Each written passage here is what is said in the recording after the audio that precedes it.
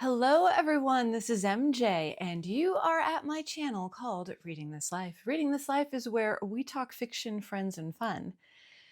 It's a rainy, cloudy day today, and what better way to spend it than with a bit of a haul? Stay tuned.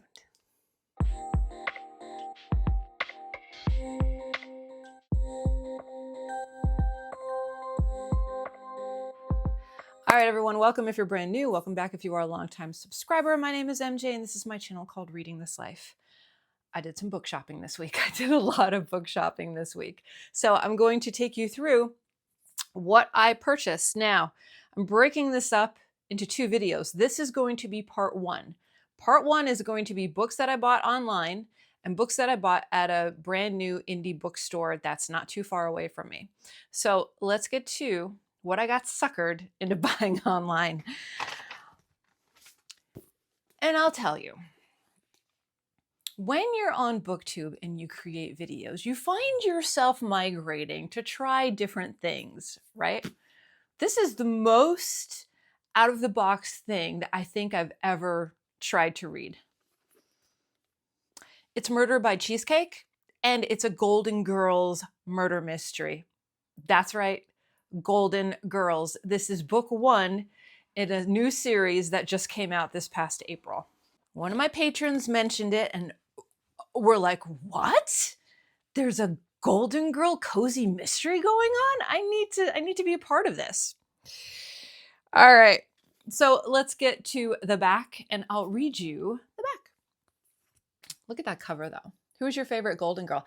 I will say, I think they could have did a better job. I think they could have did a better job. Like really have to put the blue hair, like the blue hair. Whatever, low budget probably. Okay. The Golden Girls like you've never seen them before. Things are heating up and it's not just one of Blanche's hot flashes. With Rose hosting her cousin's wedding in Miami, if she can't pull off the traditional St. Olaf wedding customs, her hometown may never accept her cousin back again. Wanting a witty conversationalist for the sure-to-be strange event, Dorothy tries this newfangled VHS dating service she's heard all about. Unfortunately, what appeared to be the ideal man on tape turns out to be a jerk in real life. And that happens, right?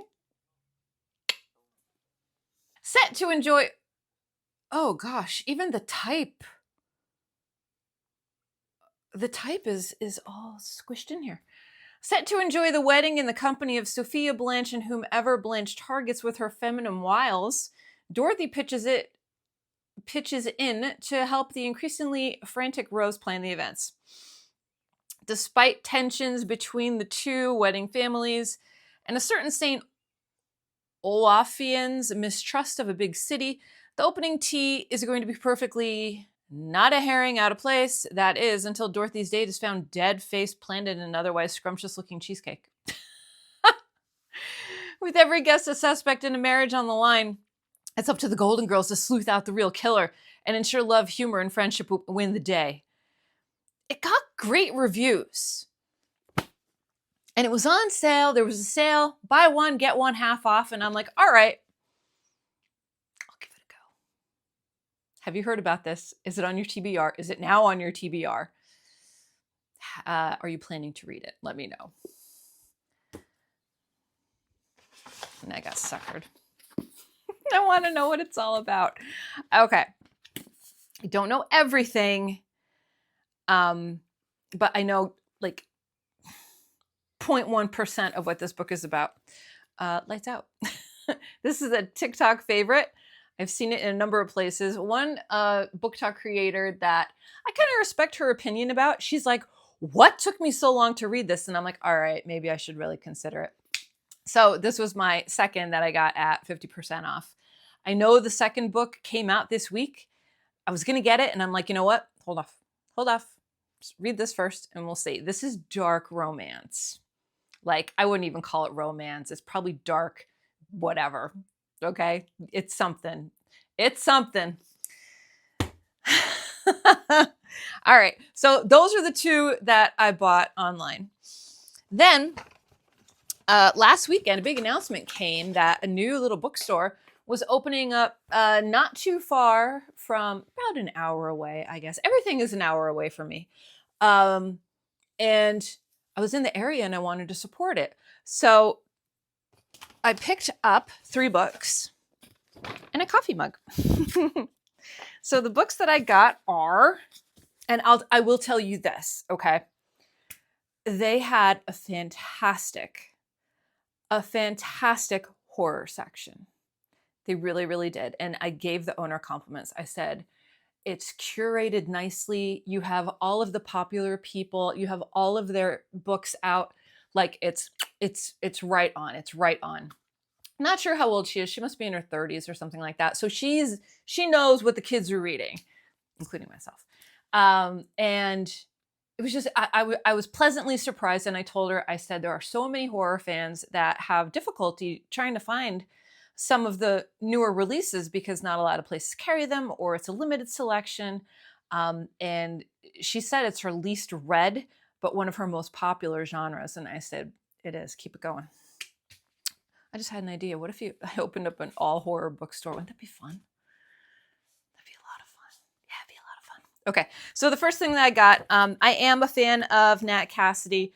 I knew this was available. I wanted to get a physical copy. For some reason, I have his physical books on my shelves as opposed to ebooks, and I wanted to get a copy of Rest Stop, and this is by Nat Cassidy. A lot of great reviews came out on this. I love the back. It's an unhinged book, basically.